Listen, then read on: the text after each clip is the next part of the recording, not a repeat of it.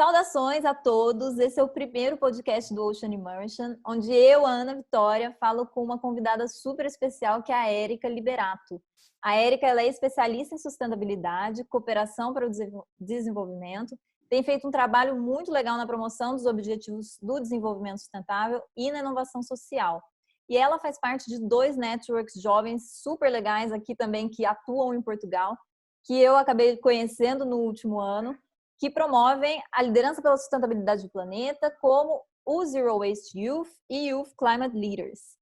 Érica, conta um pouquinho pra gente de como é que você entrou no mundo da sustentabilidade, como é que foi toda essa história. Ana, primeiramente, muito obrigada pelo seu convite de compartilhar aqui um pouco da minha história, da minha experiência e das minhas inspirações no trabalho para a sustentabilidade por um mundo melhor. Pois é, eu sou graduada em Geografia e depois eu fiz uma pós-graduação em Gestão da Sustentabilidade e Responsabilidade Corporativa.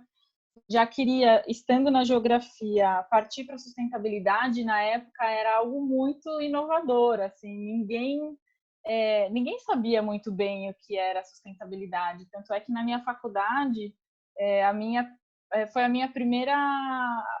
a minha tese, né, de conclusão de curso foi a minha primeira intervenção na sustentabilidade dentro da faculdade, dentro do curso de Geografia também. Isso foi quando? Em que ano? Isso foi 2011, 2012. Olha só. Aproximadamente.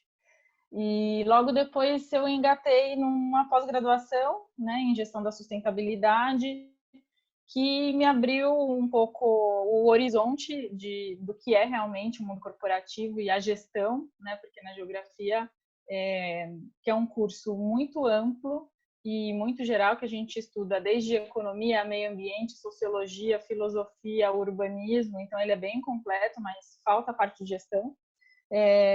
Então essa pós-graduação acabou me complementando nesse ponto, nesse quesito, e a partir de então eu acabei entrando como freelance numa consultoria de sustentabilidade em São Paulo e acabei fazendo carreira, trabalhando durante aproximadamente uns 6 anos como consultora de sustentabilidade. Até hoje eu estou como consultora de sustentabilidade também, além das outras atividades que eu exerço. E no meio disso tudo, eu acabei, enfim, me empreendendo no mundo do empreendedorismo social também, na inovação social, em Campinas, que é a cidade da onde eu vim, a 1 hora de São Paulo. E internacionalizando minha carreira logo depois para o mundo, e foi o que me trouxe até aqui, até Lisboa agora, com algumas aventuras de empreendedorismo e projetos e cursos no meio do caminho. Que legal. E você chegou a trabalhar alguma época da sua vida com liderança e jovens?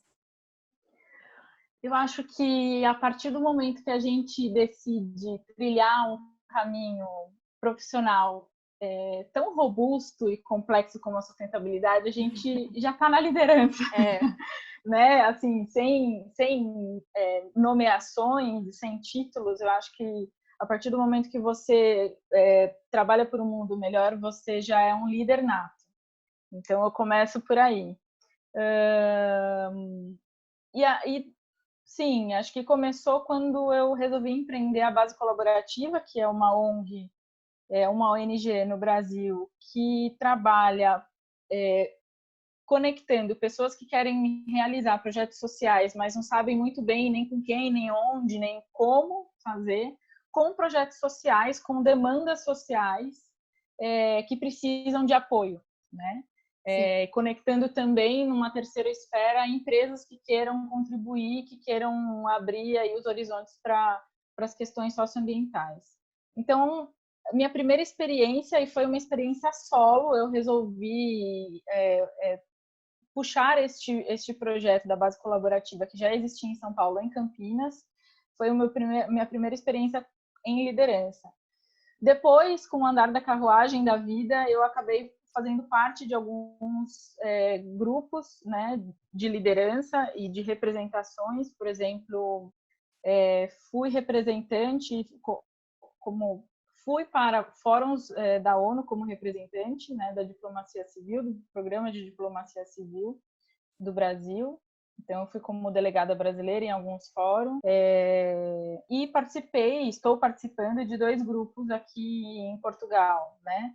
Do Youth Climate Leaders, que são as lideranças jovens climáticas para o clima, e o Zero Waste Youth também, que é a Juventude Lixo Zero. Então, estão aí conversando muito de perto com liderança jovem e como que a gente realmente consegue se ajudar, né, dentro da juventude para entrar nesse mercado e também não só no mercado de trabalho, mas para o desenvolvimento de projetos, né, se você ainda está no mundo acadêmico. Sim, muito legal que você falou sobre isso e até eu vou tocar num assunto que eu tenho lido bastante nos últimos tempos, porque eu acho que muita gente ainda tem uma visão muito engessada de liderança. Quando a gente fala em liderança, as pessoas às vezes até sentem medo, porque elas pensam, é aquele líder que aponta o dedo, que fala bravo, que não tem educação, porque a gente, enfim, ao longo da nossa vida, a gente vai criando essa ideia de que líder tem essa posição de mal educado, enfim, que não respeita as pessoas para poder mandar. Só que existem outros tipos de liderança aí dentro que podem ser muito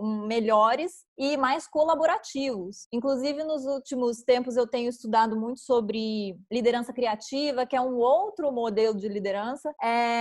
Eu achei super legal, porque ela de uma certa forma, o completo oposto daquela ideia de líder que a gente tem. Eu não sei se você, durante a sua vida, tanto acadêmica quanto profissional, você prestou atenção nisso, como é que às vezes a gente está preso em modelos de liderança que não funcionam. Na minha opinião, talvez a gente precise de jovens que tem um outro modelo, né, de visão diferente para que o mundo funcione de uma outra forma. Sim, com certeza, Ana. Eu compartilho da mesma visão que você e eu acho muito... Eu acredito muito que a gente tenha herdado essa visão de um suposto líder, mas que na verdade é um chefe, né? Acho que muito da geração dos nossos pais, que ainda tinha aquele chefe que mandava, toda aquela questão de comando e controle, né? E a gente vê nas gerações já mais presentes, enfim, na nossa e nas mais jovens, que isso vem mudado, né? A forma de trabalho vem mudada, a forma como a gente observa o mundo vem mudando, a forma como a gente trabalha e a forma como a gente se relaciona, né? Então, com certeza, a gente vai desmistificando no meio do caminho essa visão de líder, chefe ou líder autoritário, né? E colocando no lugar um líder muito mais empático, muito mais criativo. Eu até vou aproveitar que você está falando sobre liderança e contar um pouco para as pessoas sobre um tema em que eu falo bastante desde as minhas consultorias até, enfim, sou facilitadora também, de um processo chamado Teoria U. A Teoria U, quem inventou e quem desenhou a Teoria U foi o Otto Scharmer, que é um engenheiro do MIT, e ele fala sobre as 3 principais quebras nossa como seres humanos que a gente teve ao longo da nossa história. A primeira quebra é o eu comigo mesmo, né? A gente está vendo aí, antes pré-corona muito mais, né?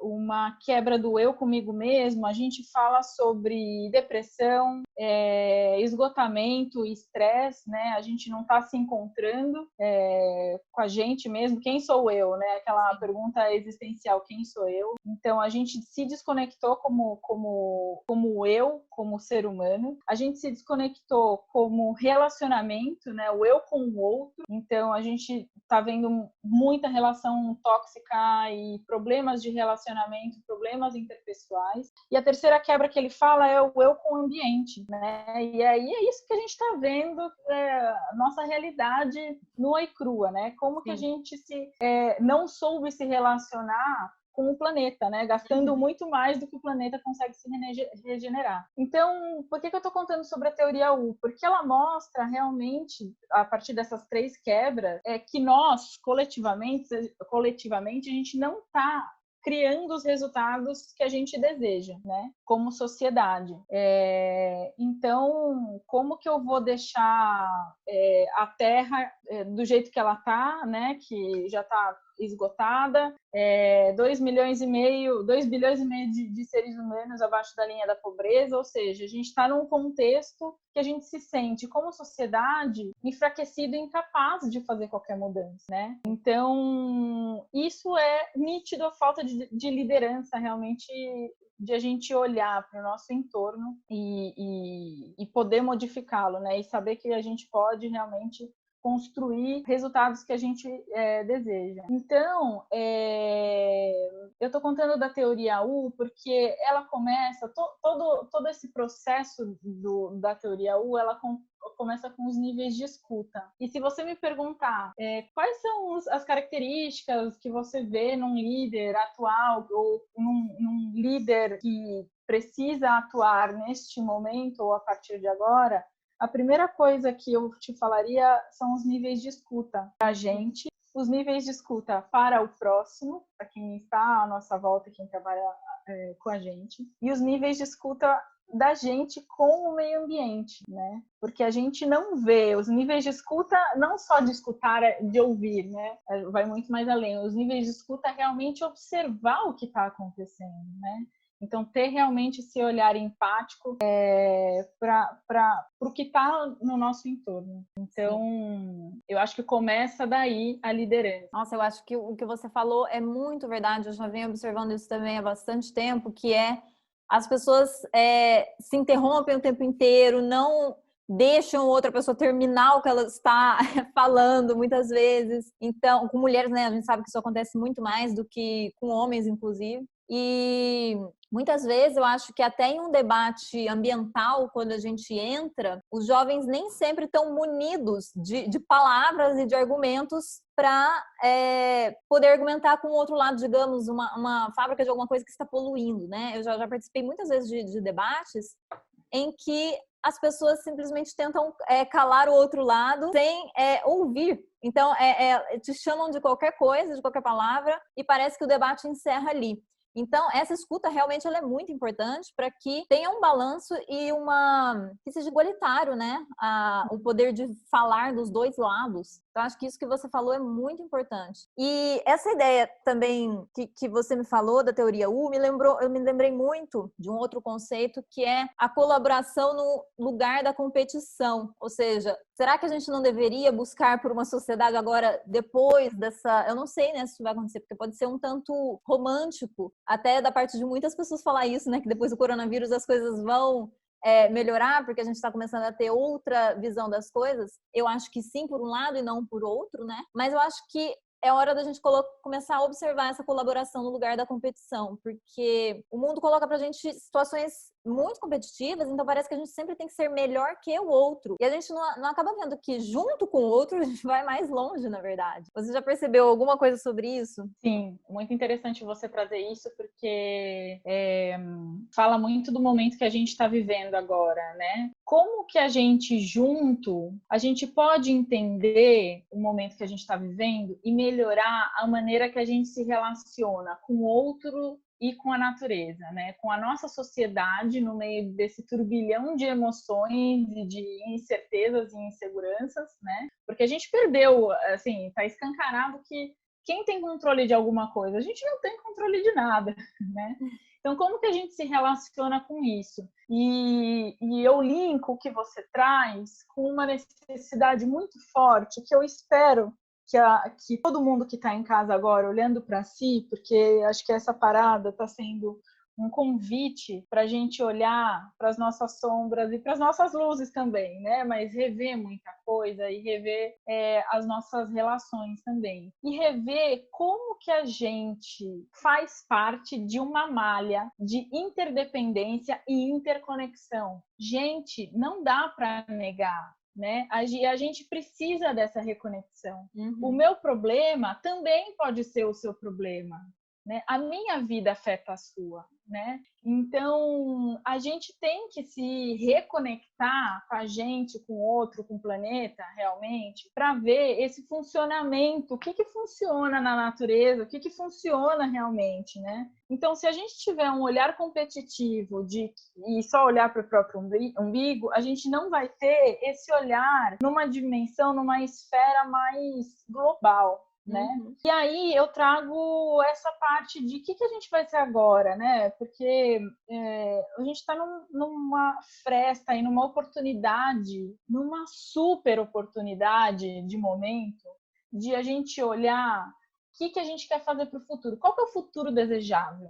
E a gente não vai mais poder trabalhar nos moldes insustentáveis que a gente estava até então, estava todo mundo esgotado e não estava nada mais funcionando, a gente estava em colapso mesmo e as estruturas já estavam entrando em ruínas, né? Sim. E aí a gente olha para trás, você falando de colaboração e cooperação, a gente olha para trás e vê uma globalização da exploração de recursos naturais. E olha só, a gente chama recurso natural. A natureza é um recurso para quem? A gente só explora ela, né? Sim. Até na nomenclatura, a gente nem se liga nisso, né? Porque, enfim, a gente vive nessa sociedade anestesiada mesmo. Sim. Que a gente não para prestar atenção nem na linguagem que a gente usa. É verdade. Mas como que a gente exploração, né? A gente fala literalmente explorar o oceano. As pessoas falam isso, explorar as florestas.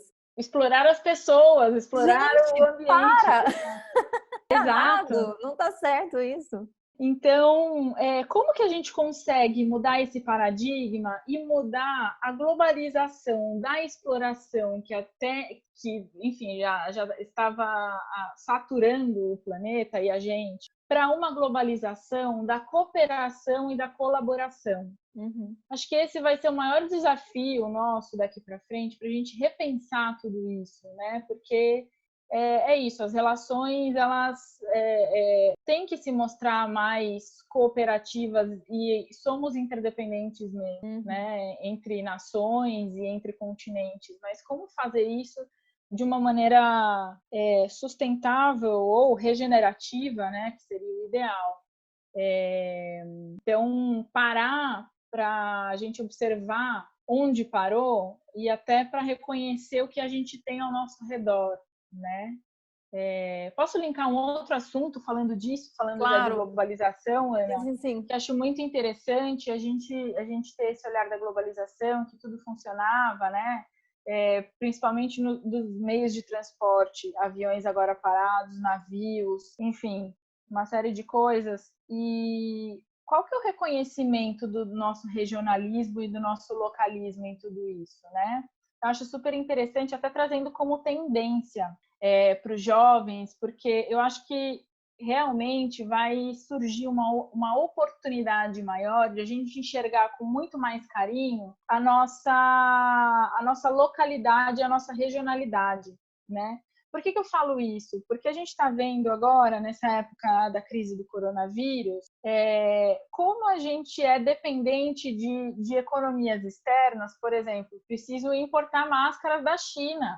Sim. Poxa, e o meu comércio local e a minha indústria local? Né? O que a gente consegue fazer com o que eu tenho aqui em volta?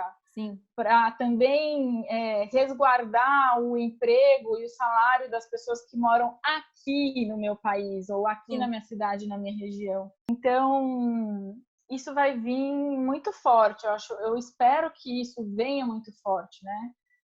Essa tendência de a gente voltar a olhar para o local e valorizar esse local e esse regional, que tanto é importante para o funcionamento de onde a gente vive, não ficar tão dependente do externo, embora a gente esteja numa malha de interdependência global, usar essa interdependência global numa esfera muito mais de colaboração e ajuda, mas de produção e desenvolvimento econômico muito mais regional e local.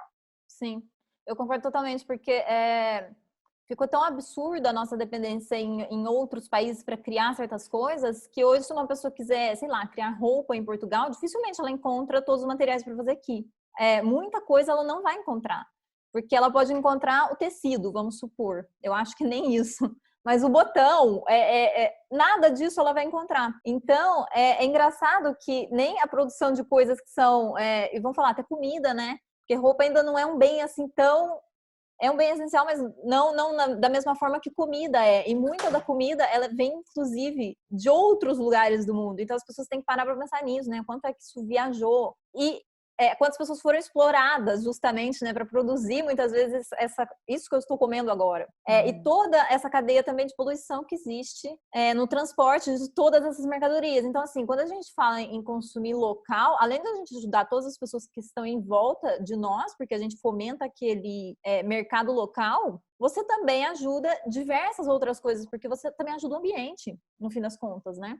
Você polui menos, você precisa de gastar menos combustível para trazer essa comida para chegar até a sua casa, porque as distâncias, inclusive na Itália tem um conceito muito legal, eu morei lá um tempo, que é o quilômetro zero. São comidas que chegam super rápido porque elas estão mesmo a quilômetro zero da região, então eles valorizam muito isso. Essa é uma visão que eu acho que está muito embrionária em muitos lugares, e ainda precisa de um estímulo. Sim, com certeza, porque a gente ainda fala isso no passado, digamos, antes de coronavírus acontecer, essa fala, tudo isso, quando a gente conversava sobre isso, talvez em um evento, quando eu dava palestras sobre esse tema, as pessoas olhavam como se fosse maluquice, né? Não, ninguém vai produzir local, porque é impossível. E agora, com o coronavírus, as pessoas realmente pararam para prestar atenção. Espera, produzir localmente é muito, inclusive, mais inteligente, porque se acontece outra crise como essa, não são tantos negócios indo à falência, né? E não são tantas pessoas perdendo o emprego. Então, a gente precisa de uma resiliência nesse sentido também, né? Sim, é mais inteligente e mais rápida a resposta, né? Porque tá tudo aqui à sua volta. Então, realmente a gente precisa repensar nesse modelo. E isso já é um início, é um embrião do repensar o nosso modelo econômico, né? Porque é justamente isso. As estruturas já estavam obsoletas e como que a gente regenera até esse processo econômico, né? E falando em regeneração, é muito interessante a gente fazer um paralelo com o que está acontecendo com a natureza agora, né? Quanto tempo a gente já está parado? Uns 3 meses, 2, 3 meses? Já perdemos a conta, né? Mas já perdemos a conta dos dias, mas em 2 ou 3 meses, quão rápido a natureza está respondendo à regeneração dela mesma.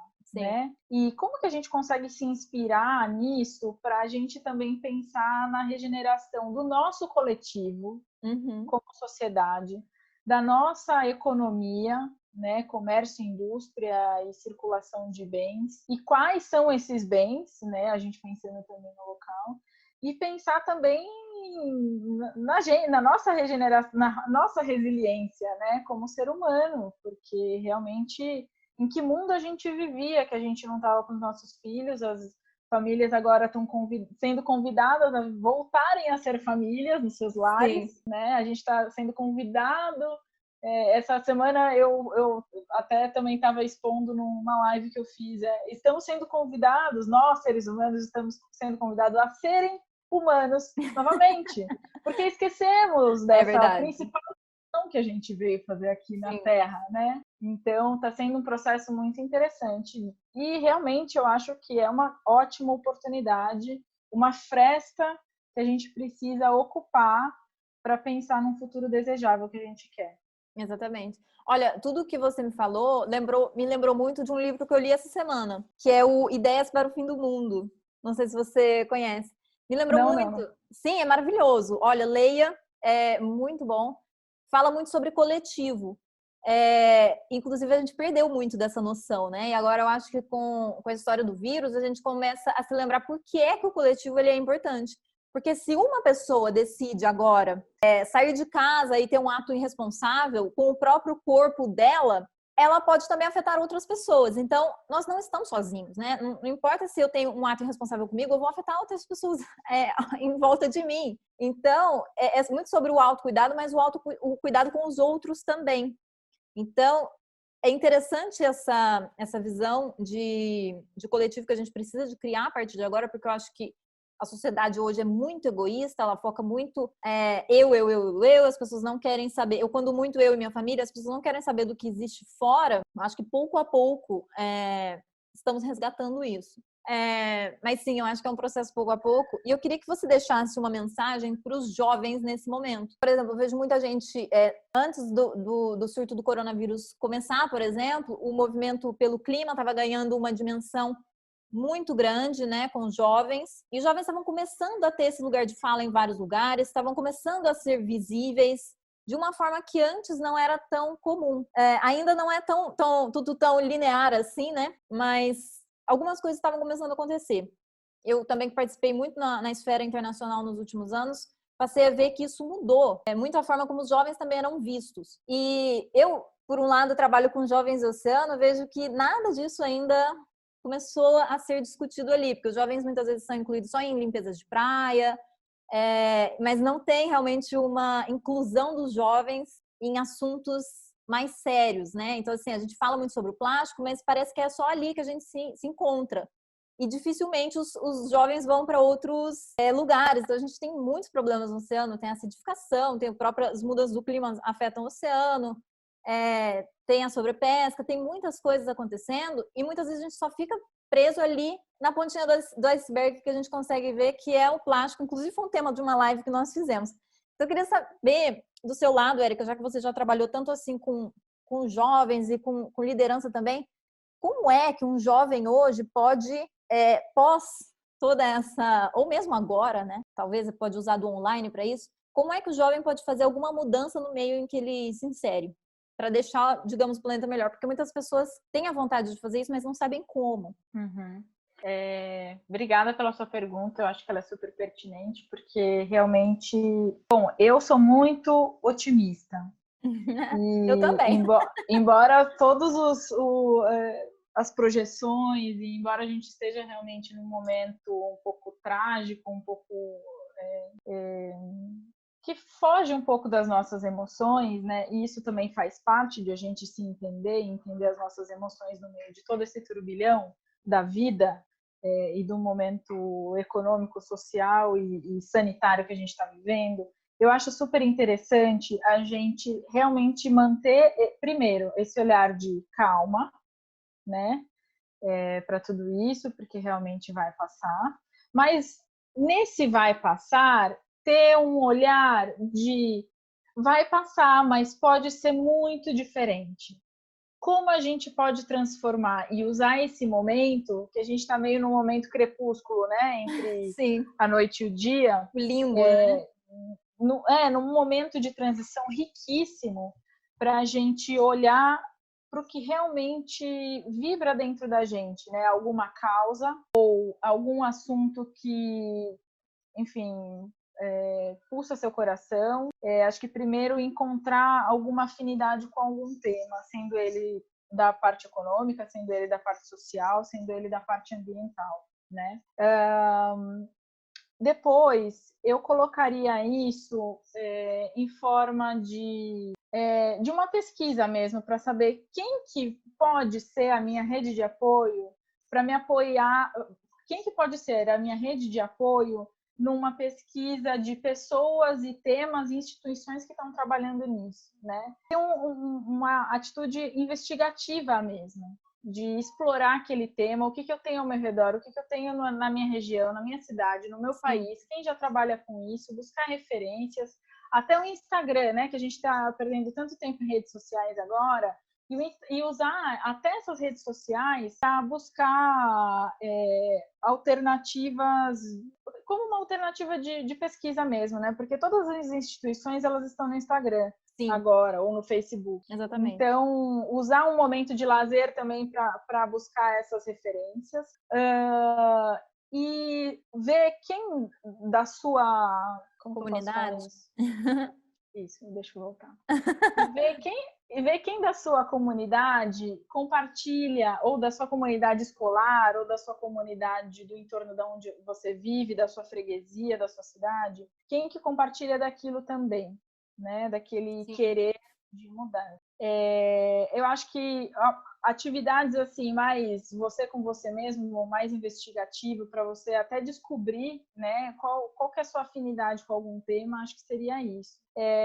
Pontos importantes de um líder jovem, eu acho que é ter proatividade, né? Então, se você achar, por exemplo, um perfil de alguma instituição ou de alguém que trabalha com isso no LinkedIn ou no Instagram, ir falar, trocar uma ideia. Eu falo das redes sociais agora porque tá todo mundo em casa, E porque né? é mais simples também, né? É o primeiro passinho. O primeiro passo, mas se for em tempos que a gente consegue ir até a instituição, falar com as pessoas, eu acho que Sim. também é super importante essa proatividade do contato, Uhum. perseverança, porque trabalhar com questões socioambientais nem sempre é fácil, né? E muitas vezes somos julgados, embora com todo esse meu olhar otimista, eu acho que seremos recrutados sim para olhar com mais carinho para as questões socioambientais a partir dessa crise. Mas eu acho que também a gente precisa, é uma chance de a gente tirar projetos da gaveta, quem tem, ou iniciar projetos e estudos quem ainda não sabe muito bem como fazer isso, né? Eu acho que o Instagram assim, o Instagram e, bom, todas as redes, né? Elas são muito poderosas e as pessoas às vezes usam elas da forma errada. A gente geralmente usa aquilo para consumir ou para comprar alguma coisa e não necessariamente. A gente pode usar esses lugares para conectar pessoas com interesses parecidos e criar a partir dali alguma coisa muito interessante. O Fridays for Future, por exemplo, é um grandíssimo exemplo disso, né? Como é que algo surgiu justamente se não fosse a internet, não existiria Greta Thunberg hoje. Então, é interessante a gente perceber como que uma ferramenta que está na nossa mão tem um poder tão grande de conexão com as pessoas e nem sempre a gente faz o uso dela e reconhece isso. Então, muitas vezes eu acho que a solução mais simples ela pode ser mais eficaz em certas questões. E uma dessas na comunicação é simplesmente muito fácil para o jovem criar isso hoje. Exato, E complementando essa parte, acho que não deixar de cultivar esses relacionamentos, né, que você pode ter e até os que você já tem.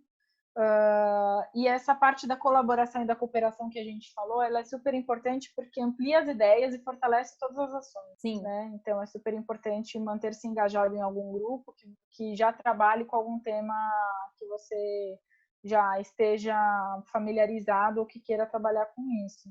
Com certeza. Eu engajo muito os jovens a que eles inspiro muito os jovens para que eles se engajem em grupos e que corram atrás realmente do que eles querem e não dependam, por exemplo, de um ambiente escolar para fazer acontecer algum projeto. Nossa, totalmente de acordo com você. Porque às vezes isso não vai ser feito ali dentro. É o que a gente falou de liderança criativa e liderança tradicional. Muitas vezes o jovem dentro de uma escola está dentro de uma estrutura de liderança tradicional que não aceita que o diferente entre e faça e dê espaço para isso, né?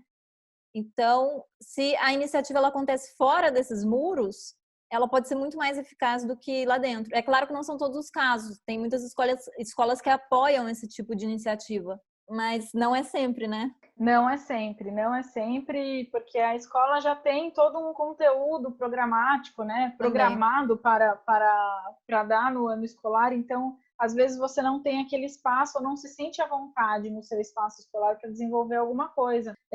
Então, não se prender realmente ao seu ambiente escolar, isso é muito importante. E também demonstrar interesse, né, Ana? Assim, porque se você acha alguém, tanto no Instagram, no Facebook, ou um site que trabalhe com aquilo, tome a iniciativa, voltando para a iniciativa, tome a iniciativa de escrever e falar, olha, eu sou fulano de tal, eu estudo isso, tenho interesse nisso, quero muito trabalhar, o que eu posso fazer, como eu posso contribuir, tem como eu fazer algum trabalho voluntário. Eu acho que demonstrar interesse é super importante, porque quem está do outro lado recebendo essa mensagem vai já olhar, já tem um olhar diferenciado para aquele jovem, já fala, opa, esse jovem realmente é interessado, saiu do casulo, né, saiu da zona de conforto dele, está buscando realmente o que ele quer, independente se ele já tenha muitas coisas claras ou não, né? Todo mundo já foi jovem aqui, já sabe as dificuldades de se encontrar, e até hoje, né, na vida mais jovem adultas aqui, a gente está batalhando para saber quem a gente processo. É um processo da vida inteira. Então, acho que essa iniciativa também ela é muito importante. Muito legal. Eu posso até comentar de uma bela experiência que eu tive como mentora de jovens de uma favela de Osasco, que do lado. Osasco é uma cidade do lado de São Paulo. E eu conheci um projeto de uma forma muito curiosa. Acabei indo passar um final de semana num projeto de um jovem que teve acesso à educação formal, né, de faculdade e pós-graduação, e ele estava levando para a favela, para a comunidade dele, esse conhecimento que ele aprendeu. Então, ele tinha jovens que iam na casa dele, então ele usou o que ele tinha, que era o conhecimento, onde ele tinha, que era a casa dele, para fazer o que ele podia, que era disseminar o conhecimento. Olha que coisa linda e nobre, né? Isso e é com as ferramentas nobreza que ele tinha, né? Naquela hora, naquele momento. Ele não ficou esperando ter a ferramenta X e ter um espaço para começar alguma coisa. Não, com o que ele tinha, e todos os domingos ele encontrava com esses jovens, ele recebia esses jovens tinham que ter nota mínima na escola, ter uma certa frequência, né, cumprir alguns requisitos. Mas ele, usando o conhecimento dele, usando as ferramentas que ele tinha e estando onde ele podia, que era na casa dele, ele recebia esses jovens para passar esses conhecimentos sobre design, sobre futurismo, até sobre teoria U mesmo, né? O que eu comentei com vocês no início, que é uma teoria super densa para você falar com jovens de 14 a 18 anos, né? Que era a faixa. Sim. Então, eu acabei conhecendo esses jovens, passando um feriado lá na favela, inclusive, foi um dos melhores feriados da minha vida, que eu passei na favela de lá. E acabei virando mentora de alguns jovens que, por eles próprios e por estímulo desse líder, né, que ele quem puxou esse projeto acabou sendo um líder desses outros jovens, eram uns 15 jovens mais ou menos, acabou estimulando que eles fizessem projetos nas áreas que eles queriam. Enfim, o que você gosta de fazer, né? O que você sente aptidão? O que você precisa? É um computador? Então, ele ia nas empresas e perguntava, olha, eu tenho um projeto X, YZ, que eu levo jovens para minha casa. O nome do projeto é Projetistas Periféricos. E preciso de computador. Então, ele recebia doação de alguns computadores para dar suporte para esses jovens. Então, assim, hoje eu vejo esses jovens entrando na faculdade, já desenvolvendo projetos, indo falar também com instituições, se voluntariando para outros projetos. Então, é lindo de se ver e basta começar. É verdade.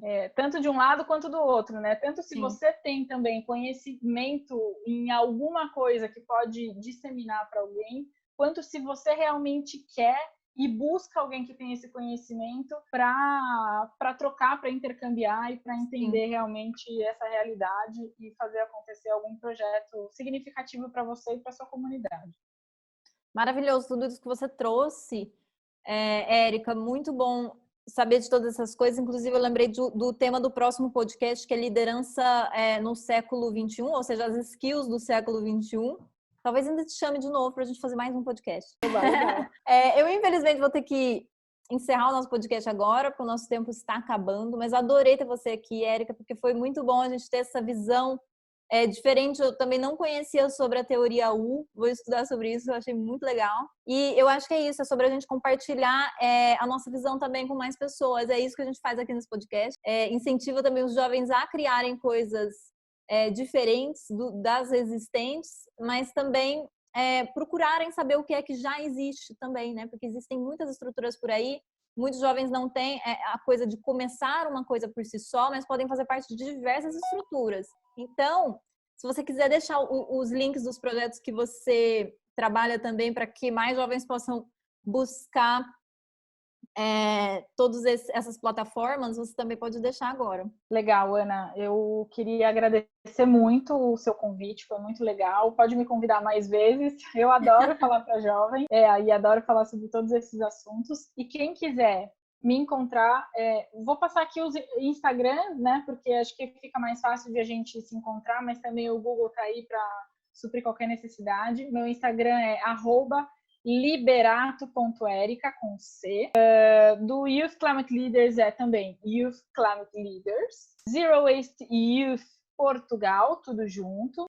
Também tem a Base Colaborativa, @basecolaborativa ou @basecolaborativa.campinas. E é isso. Muito obrigada, então, Érica. E até o próximo podcast. Beijinhos. Obrigada, Vitória.